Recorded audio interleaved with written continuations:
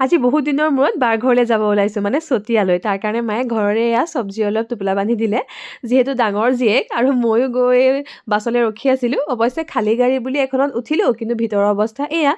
আৰু বহুত সময়ৰ মূৰত এটা ছিট পালোঁ আৰু তাৰ বহুত সময়ৰ পিছত বাৰ ঘৰ গৈ পালোঁগৈ। আৰু মই যোৱা দেখি দুইজনী মোৰ কাষ চাপি আহিছে আৰু এয়া সৰুজনীৰ কাম মানে মোক দেখুৱাই। আৰু বাৰ ঘৰলৈ আহিছিলোঁ মানে বাৰ ঘৰত ভাগৱত পাঠ আছিলে আৰু ঘৰৰ সকলোৰে হৈ ময়ে আহিলোঁ। আৰু বাহিৰত আমি এনেদৰে বহি ভাগৱত পাঠ শুনি আছিলোঁ। সঁচাকৈ খুব ভাল লাগিলে এনেদৰে ভাগৱত পাঠ শুনি। আৰু এয়া প্ৰসাদ খালোঁ, তাৰপিছত বৰপ্ৰসাদো খালোঁ। মানে ভকতে আমাতকৈ আগতীয়াকৈ খালে বাৰু। আৰু এই বৰপ্ৰসাদ ভাগ খাবলৈ বহুত টেষ্টি হৈছিলে। আৰু এই বাহঁতে ভকতক এজন এজনকৈ দক্ষিণা কৰিলে, যিহেতু দক্ষিণা কৰাটো নিয়ম। আৰু ভকতেও সকলো শাৰী সামৰি ঘৰলৈ বুলি ওলালে। আৰু এনেদৰে দিনটো খুব ধুনীয়াকৈ পাৰ কৰিলোঁ আমি। তাৰপিছত ময়ো গাড়ীত উঠিলোঁ, কিয়নো স্কুল আছে, বেছিদিন থাকিব নোৱাৰোঁ।